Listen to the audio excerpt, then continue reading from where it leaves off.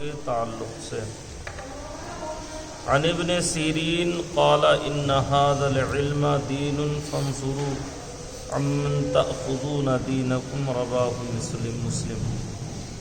یہ حدیث پاک مسلم شریف کے اندر اور مشکات شریف کے اندر ہے۔ حضرت ابن سیرین محمد بن سیرین جن کا نام ہے وہ روایت کرتے ہیں کہ انہوں نے کہا کہ اللہ کے نبی صلی اللہ علیہ وسلم نے فرمایا کہ یہ علم یعنی قرآن و حدیث کو جاننا یہ کیا ہے؟ دین ہے۔ لہذا تم دیکھ لو کہ اپنا دین کس سے حاصل کر رہے ہو۔ انظروا عمن تاخذون دینکم، جس سے آپ دین حاصل کر رہے ہو دیکھ لو کہ وہ دین سکھانے والا کیسا ہے۔ کہیں ایسا تو نہیں کہ وہ شہد میں آپ کو زہر ملا کر چٹا رہا۔ بہت سارے لوگ، بہت سارے افراد ایسے ہیں جو دین کے نام پر ہمارے عقائد اور نظریات کو بگاڑنے میں لگے ہوئے ہیں۔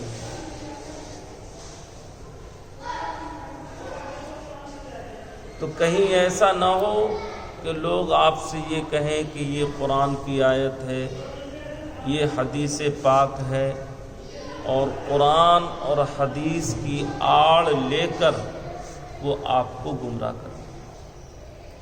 چونکہ قرآن کریم میں بہت ساری آیتیں ایسی ہیں جو بتوں کے تعلق سے نازل ہوئی، لیکن ان کو چسپاں کیا جاتا ہے اللہ والوں کے مزار۔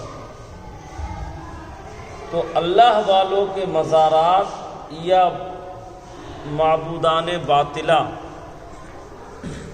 پتھروں کے تراشے ہوئے بت، دونوں ایک نہیں ہو سکتے۔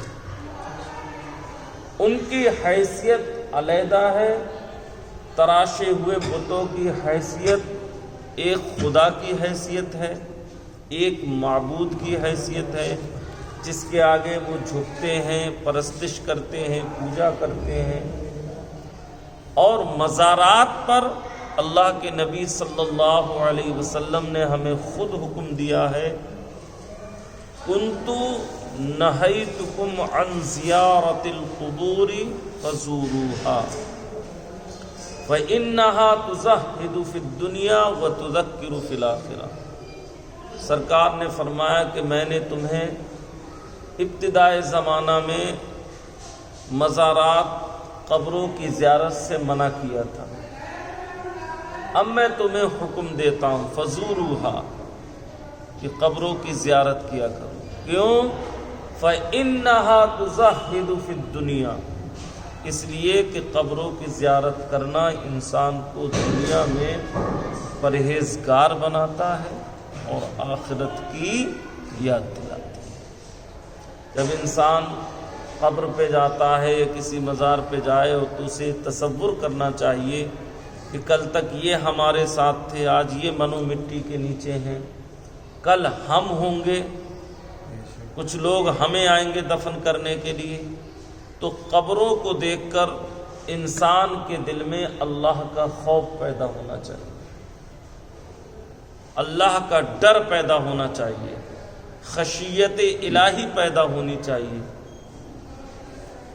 کہ جو کل تک ہمارے ساتھ اٹھتے بیٹھتے تھے، کھاتے پیتے تھے، آج وہ منو مٹی کے نیچے ہیں اور ان کا کوئی پرسان حال نہیں۔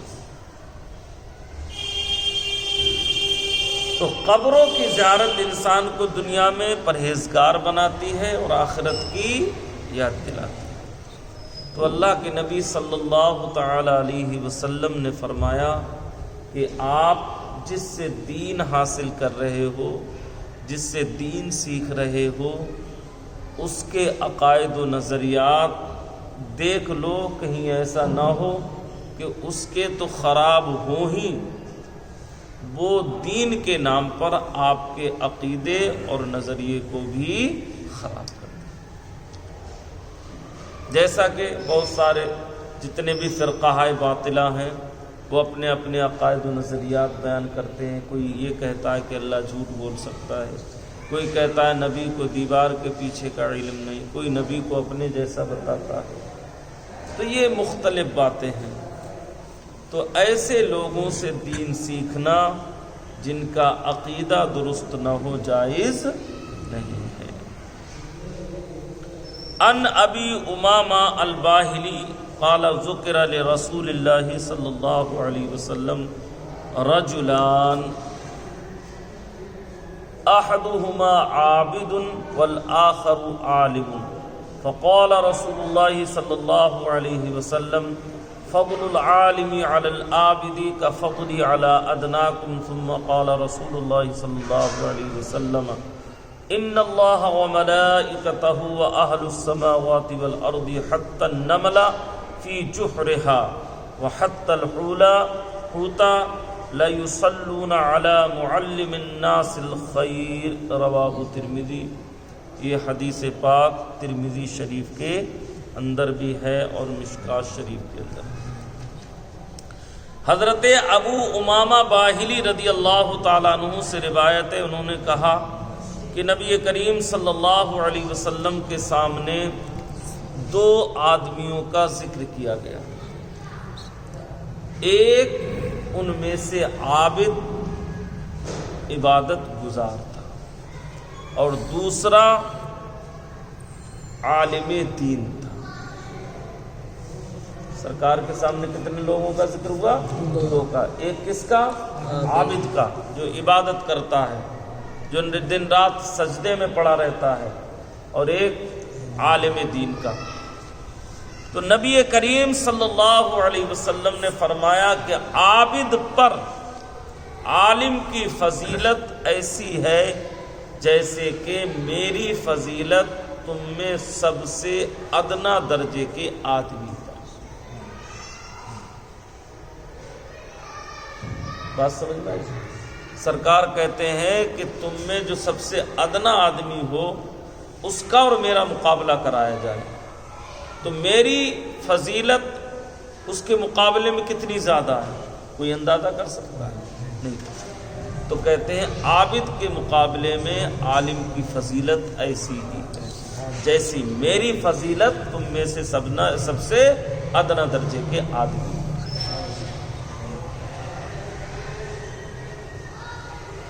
کیوں ہے؟ محدثین نے اس کی وجوہ لکھی ہے کہ آخر فضیلت یہ ہے کیوں؟ تو کہتے ہیں عابد صرف عبادت کرتا ہے اور اس سے اس کا اپنا فائدہ ہوتا ہے، لیکن عالم عبادت بھی کرتا ہے، دوسروں کے ایمان عقیدے کی حفاظت بھی کرتا ہے، دوسروں کو مسائل بھی بتاتا ہے اور عبادت کا ذوق و شوق بھی پیدا کرتا ہے۔ اور بھی وجہ محدثین نے بیان فرمائی، ان میں سے ایک وجہ یہ بھی ہے کہ عابد کو شیطان بہت جلدی بہکا سکتا ہے، اسی لیے کہا گیا کہ عالم دین کے پاس ایک گھڑی بیٹھنا پوری رات نفل پڑھنے سے بہتر ہے۔ کیوں؟ کہ عالم نے اگر کوئی ایک مسئلہ آپ کو بتا دیا اور آپ اس غلط راستے سے بچ گئے اور اس مسئلے پر آپ نے عمل کر لیا تو پوری زندگی آپ اپنے آپ کو گناہ سے بچاتے رہو، اور آپ پورے رات عبادت کرتے رہیں، پوری رات عبادت کرتے رہیں، سالوں سال تک عبادت کرتے رہیں، اور شیطان آ جائے اور بہکا دے آپ کو ذرا سی دیر میں، سالوں کی عبادت خاک میں مل گئی۔ کیونکہ سب سے مین چیز جو ہے وہ ایمان اور عقیدے کی حفاظت ہے۔ سرکار غوث اعظم رضی اللہ تعالیٰ عنہ کے تعلق سے پڑھا میں نے کہ آپ اللہ کی اتنی عبادت کرتے تھے، اتنی عبادت کرتے کہ ایک مرتبہ شیطان آ گیا اور اس نے کہا عبد القادر، ایک بادل کی شکل میں آیا کہا عبد القادر ہم تمہاری عبادت سے خوش ہو گئے، ہم تمہاری عبادت سے خوش ہو گئے، اور آج سے ہم تمہیں حکم دیتے ہیں تمہارا دل کرے تو نماز پڑھنا اور نہ کرے تو مت پڑھنا، تم پر کوئی عذاب نہیں۔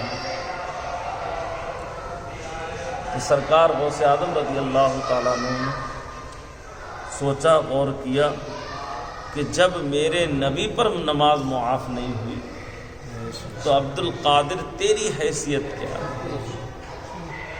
نبی سے زیادہ تو پیارا اللہ کے نزدیک کوئی نہیں ہو سکتا۔ تو سرکار غوث اعظم رضی اللہ تعالیٰ عنہ نے فوراً لا حول پڑھا۔ آپ سمجھ گئے شیطان جیسے ہی لا حول پڑھا تو جو بادل تھا وہ دھوئیں کی شکل میں ہو گیا، اور اس نے کہا عبد القادر آج تمہیں تمہارے علم نے بچا۔ تو عبد القادر سرکار غوث اعظم نے کہا پھر بہکا رہا ہے شیطان تو مجھے میرے علم نے نہیں میرے رب نے مجھ کو بچایا۔ تو شیطان تو ایسے ہتھ کنڈے اپناتا ہے کہ انسان تصور بھی نہیں کر سکتا کہ کس طریقے سے وہ انسان کو بہکا دیا کرے۔ تو سرکار نے فرمایا عالم کی فضیلت عابد پر ایسی ہے جیسے میری فضیلت تم میں سے سب سے ادنا آدمی پر۔ پھر میرے آقا نے کیا فرمایا؟ پھر آپ نے ارشاد فرمایا پھر حضور نے فرمایا کہ لوگوں کو بھلائی سکھانے والے پر خدا تعالی رحمت نازل فرماتا ہے، اور اس کے فرشتے زمین و آسمان کے نیچے رہنے والے یہاں تک کہ چونٹیاں اپنے سوراخوں میں اور مچھلیاں پانی کے اندر اس عالم دین کے لیے دعائے خیر کرتی ہیں۔ زمین و آسمان کے فرشتے جو لوگوں کو بھلائی سکھانے کا کام کرتا ہے، دین سکھاتا ہے، اس کے لیے زمین و آسمان کے فرشتے جتنے بھی ہیں، یہاں تک کہ چونٹیاں چاہے زمین کے اوپر ہوں یا اپنے سوراخوں میں ہوں، یہاں تک کہ مچھلیاں سمندر کے اندر ہوں یا باہر ہوں، سب کی سب ایسے عالم دین کے لیے دعائے خیر اور دعائے بھلائی کرتے ہیں۔ اندازہ لگائیے ایک عالم کی کتنی بڑی فضیلت ہوتی ہے۔ تو اسی لیے اللہ کے نبی صلی اللہ علیہ وسلم نے فرمایا اے لوگو علم حاصل کرو۔ علم جو ہے وہ نور ہے، علم جو ہے وہ روشنی ہے، علم جو ہے وہ تاریکی کو ختم کرنے والی چیز ہے، علم آپ کے قلب کو روشن اور منور کرنے والی چیز ہے۔ اور جب علم کو چونکہ نور سے تشبیہ دی گئی اور جہالت کو اندھیرے سے تشبیہ دی گئی، اگر علم کا نور آپ کے پاس ہوگا تو جہالت کے اندھیرے میں آپ گمراہی کے گڈھے میں نہیں گریں گے، اور اگر آپ کے پاس علم نہیں ہے تو آپ کبھی بھی گمراہ ہو سکتے ہیں، کوئی بھی آپ کو بہکا سکتا ہے۔ اس لیے علم حاصل کرنا ہمارے لیے انتہائی ضروری ہے۔ اللہ تعالی ہم سب کو ان باتوں پر عمل کی توفیق عطا فرمائے۔